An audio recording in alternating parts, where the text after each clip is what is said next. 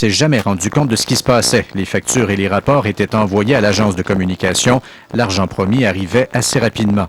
Dans le cas du Grand Prix, des montants parfois aussi importants que la commandite elle-même, on parle par exemple de 112 000 $ sur une commandite de 120, ont été versés pour la conception de la campagne d'affichage publicitaire, de l'argent que n'a jamais eu le Grand Prix, qui sera resté sous l'entier contrôle de l'agence de communication. Si on regarde ça aujourd'hui, on trouve quand même qu'il y en a qui ont profité du transfert du travail qui a suivi l'événement. Il ne semble pas en Mauricie qu'il soit question d'autre chose, de fausses factures par exemple, que de commissions de 15 % simplement pour remettre un chèque.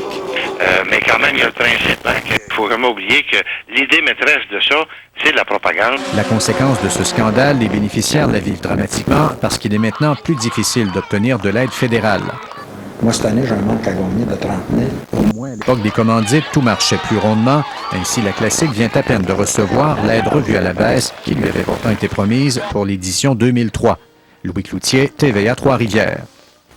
L'un des sinistrés de la rivière Vatican, Notre-Dame-de-Montauban, prend les grands moyens pour ne plus revivre les inondations de cet hiver. Sylvain Denis déménage sa maison. Les ouvriers préparent le bâtiment depuis lundi pour son voyage de près d'1 kilomètre. Donc demain, la maison va traverser tout le village pour aller s'établir quelques mètres au-dessus du niveau de la rivière. Ça va éloigner la famille Denis d'un bien mauvais souvenir, mais aussi de leurs voisins. C'est sûr que ça fait de quoi, là, mais c'est pour le mieux. On se dit que ça arrivera plus. On s'en va, il y a un peu de trouble avec ça. Alors, ça fait drôle. C'est quelque chose. Là. Déménager avec la maison, là, ça fait quand même 25 ans qu'on est ici, là, mais je suis bien contente. On a fait le bon choix. Ça fait bizarre. Tu sais, mettons, nous autres, on revient à la maison, il est chaud, puis là, on regarde là, ça fait un méchant vide, là. On va garder contact pareil. C'est sûr, on s'en va pas loin, là. C'est certain que je les comprends, là. C'est pas facile, là, mais on va s'en voir. Si on s'en va, justement, elle est venue au monde sur le terrain de l'autre côté. Elle est venue au monde là, elle restait là, ma famille. Fait que, on devrait aimer ça pareil. Lui, s'il est heureux de même, moi, je suis heureux pour lui, puis Daniel. Puis, nous autres, on peut rien qu'à regarder un peu une larme dans le coin de l'œil, si tu veux qu'on fasse. Ça va être la vie. La Corporation du port de Trois-Rivières a décidé d'investir 15 millions dans la réfection de 2 quais. Les travaux qui vont commencer en avril et qui devraient durer 2 ans vont permettre d'améliorer la capacité portante des quais et aussi de maximiser le déchargement des bateaux. Ça pourrait augmenter la capacité des bateaux qui vont aller là parce qu'on va refaire toute la façade du quai. Et on va essayer de faire peut-être une profondeur supplémentaire. L'autre chose, c'est que ça va nous permettre de sûrement pouvoir acheter d'autres grues, éventuellement si on en veut d'autres, et là, avec une sécurité extrême. La commission scolaire du Chemin du Roi va devoir composer au cours des prochaines années avec une importante diminution de sa clientèle. D'ici 10 ans, le nombre d'élèves va passer de 20 000 à 14 000. La commission scolaire devra fermer possiblement 3 écoles et réorganiser aussi les services dans plusieurs autres. C'est inévitable en passant de 20 000 à 14 000 élèves d'ici 10 ans. La commission scolaire du Chemin du Roi n'a pas le choix de tout réorganiser. Faire la classe à des groupes de 8 ou 10 élèves, c'est bien, mais ça ne convient pas au budget. Entretenir des bâtisses à moitié pleines non plus. Je pense que les gens vont être capables de voir qu'avec les chiffres de décroissance, que c'est important que collectivement, on se penche sur cette problématique-là. Selon un scénario encore hypothétique, à Trois-Rivières, l'école Saint-Paul fermerait ses portes. Les élèves seraient transférés à Saint-Philippe et à Saint-François d'Assise.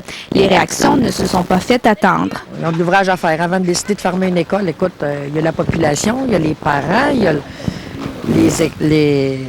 la direction de l'école, le CE. La commissaire du secteur, Marie-Josée Tardif, s'oppose elle aussi à la fermeture de l'école. Je m'engage là à rassembler des partenaires du milieu, des partenaires communautaires du milieu pour trouver des projets qui vont permettre aux enfants de pouvoir garder leur école. La commission scolaire se dit ouverte à toutes les suggestions pour sauver les établissements. On se donne 1 an et demi, justement, pour donner le temps aux gens, véritablement en partenariat, de regarder des solutions avec nous autres. L'école Jacques-Étu à Trois-Rivières et celle de Saint-Édouard à Masquinongé fermeraient aussi leurs portes. Certains élèves doivent s'attendre à changer d'école et comme il y aura moins d'élèves, il y aura forcément moins d'enseignants. On prévoit en perdre 300. Afin que tout le monde ait son mot à dire, la commission scolaire va tenir des rencontres d'information partout sur le territoire du 22 mars au 20 avril et l'horaire de ces consultations sera connu d'ici lundi. Julie Grenon, TVA, Trois-Rivières.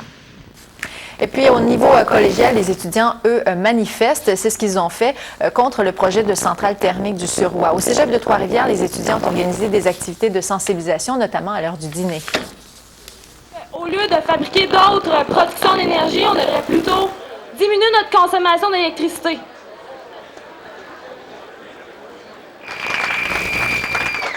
Aujourd'hui, on a décidé de réduire l'électricité pour montrer qu'on veut aider à descendre notre consommation d'électricité au Québec. Puis on porte des masques pour montrer qu'on ne veut pas respirer de l'air souillé, que la centrale thermique dégagerait beaucoup d'émissions de gaz à effet de serre. On va envoyer cette pétition-là à André Caillé, PDG d'Hydro-Québec. Pourquoi ne pas justement parler de décanter? C'est parce que le Suroît, c'est le premier projet de centrale thermique qui va passer devant le gouvernement. Puis si on dit non à la centrale du Suroît, c'est évidemment toutes les autres industries thermiques qui vont être annulées. Les malentendus entre voisins, ça peut parfois se transformer en véritable saga digne d'un vaudeville. C'est le cas à Hérouville où deux voisins n'arrivent plus à se sentir. La famille Lessard, qui est propriétaire du Royaume des Lapins, se retrouve en cours pour une troisième fois parce que leur voisin veut à tout prix que disparaissent les petits animaux. Voici la source du litige qui envenime les relations entre deux voisins depuis une bonne quinzaine d'années. Le Royaume des Lapins de la famille Lessard héberge environ 160 animaux, des lapins, mais aussi plusieurs espèces d'oiseaux. Leurs voisins immédiats, habitant cette maison bleue, souhaitent que les Lessard se débarrassent de tout et ne conservent que 3 animaux, comme le prévoit le règlement municipal. Il soutient que le bruit et les odeurs sont insupportables. Pourquoi ça donne un vrai? Non, il n'y a pas d'odeur, puis il n'y a pas de bruit. Léopold Désiel est lui aussi voisin de la famille Lessard. Il affirme qu'il y a des animaux à cet endroit depuis près d'une trentaine d'années. Il y a toujours eu un fruit quantité de même, là, une 150, 160, je ne sais pas, je ne l'ai pas compté, mais ça n'a jamais eu de problème avec ça. En 1993, un juge reconnaissait un droit acquis aux Lessard qui faisait un usage ininterrompu des lieux comme éleveurs d'animaux de basse-cour depuis le milieu des années 70. Pourtant, le plaignant jure qu'il n'y avait aucun animal à cet endroit à son arrivée en 1984. Ça vient comme tout de la même place, puis à quelque part, c'est, comment je dirais bien ça, un acharnement. Josée Doyon entretient bénévolement le Royaume des Lapins. Elle assure que les cages sont nettoyées 3 fois par semaine et que les lieux sont envahis de visiteurs tout l'été. Monsieur Lessard, lui, reçoit tout le monde à grands bras ouverts. Là. Vous iriez le voir, puis il vous recevrait comme tout le monde, vous offrirait un café, ferait faire tout le tour, puis vous ne chargerez pas un sou. Elle suggère même que la municipalité soutienne le site pour en faire une attraction touristique. Les Lessard, eux, ne demandent qu'à conserver leurs animaux. La semaine prochaine, leur avocat tentera de démontrer qu'ils ne sont pas plus dérangeants que la porcherie située à moins de 500 mètres derrière ce boisé. Ghislain Morissette, TVA, Saint-Tite. Ici Anne Boucher. L'organisme Concept a besoin de sous pour se reconstruire. Et ce soir au Maquisard, le temps d'un concert, le milieu artistique La Mauricie se mobilise pour un spectacle bénéfice. Dans quelques instants, je vous emmène dans les coulisses.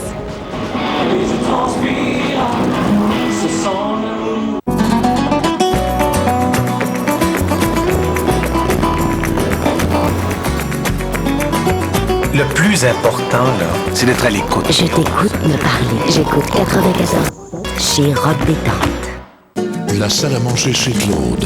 Une évasion culinaire exceptionnelle. Un nouveau menu. Une cuisine régionale inspirée, accessible. La salle à manger chez Claude du Castel-des-Prés. Un classique.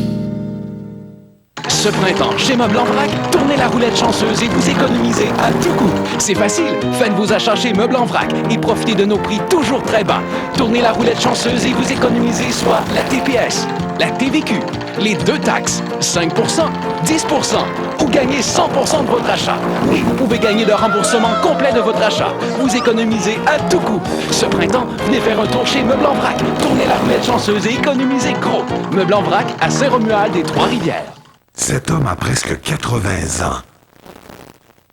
80 ans d'expérience derrière lui, celle de la famille Vincent. Et c'est tout à votre avantage. Parce que le grand avantage d'aller chez Avantage Honda Shawinigan, c'est que non seulement vous aurez les meilleurs prix, mais vous trouverez davantage d'expérience, davantage de services et davantage de voitures importées usagées que partout ailleurs en Mauricie.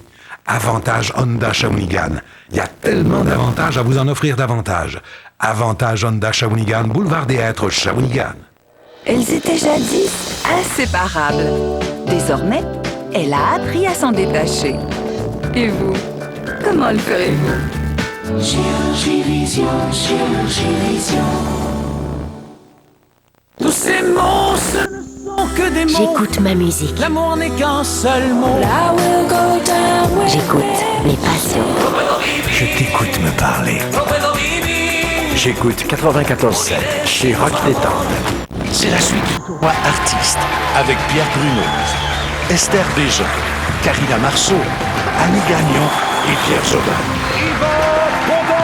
Le tournoi artiste Ultimatum, cette semaine 18h30 à TVA.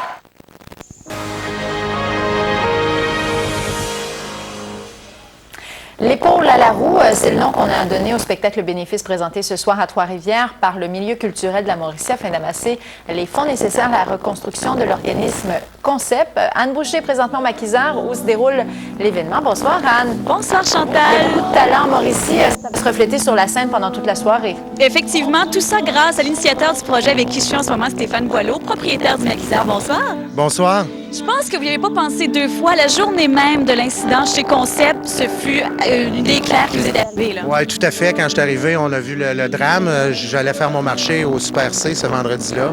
Et puis, c'était arrivé tôt le matin. Et puis, Véronique Marcotte, que je connais bien, m'avait dit qu'il faudrait faire quelque chose. Et puis, bon, c'est parti. La chaîne téléphonique est partie. Les artistes ont répondu. Personne ne m'a répondu non pour organiser cette magnifique soirée là, pour Concept. Alors, qui a répondu justement aux appels téléphoniques? Qui on va retrouver ce soir à 20h au Maquisard? Ben, écoutez, c'est formidable parce que, justement, tout le monde a répondu oui à l'appel. On a François Cossette, Fabiola Toupin, on a Manon Brunet, Sylvie Tremblay, Paul Landry, Annie Saint-Arnaud, Annick Saint-Pierre, on a Christian Bouchard qui chante en ce moment en arrière, Francine Dufour de l'Orchestre symphonique, Guillaume Marchand, on a les Bébites avec Christian Laflamme, on a les danseuses de flamenco, alors c'est formidable, c'est vraiment formidable. Vraiment extraordinaire. Est-ce qu'il reste des billets? Mise en scène de Jacques Crête. Oui, il ne faut pas l'oublier, Jacques Crête. Lise Barbeau va être sur scène pour peindre un tableau. On fait un encan à la fin, alors c'est formidable. Vous voyez, les gens de Mauricie, il n'y a pas de raison de ne pas venir ce soir 20h au Maquisard. Le coût, c'est? Le 25 $. Il reste des bons billets encore, mais on a presque les 2/3 et plus de la salle de vendu, mais on attend encore du monde à la porte ce soir. Et on a le droit à tout un talent qui chante en arrière de nous. Si Dieu existe en ce moment, je vous laisse sur des images de Christian Bouchard et 4 musiciens ce soir pour le spectacle de Concept au Maquisard.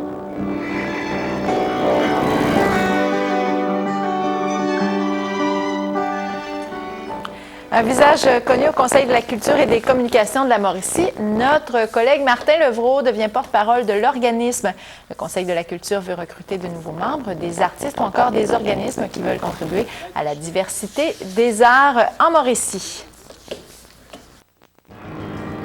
Une entreprise de Louisville recherche un planificateur ou une planificatrice de la production. Il s'agit d'un poste... Ça se passe dans le fond de la gare. Je suis rocker!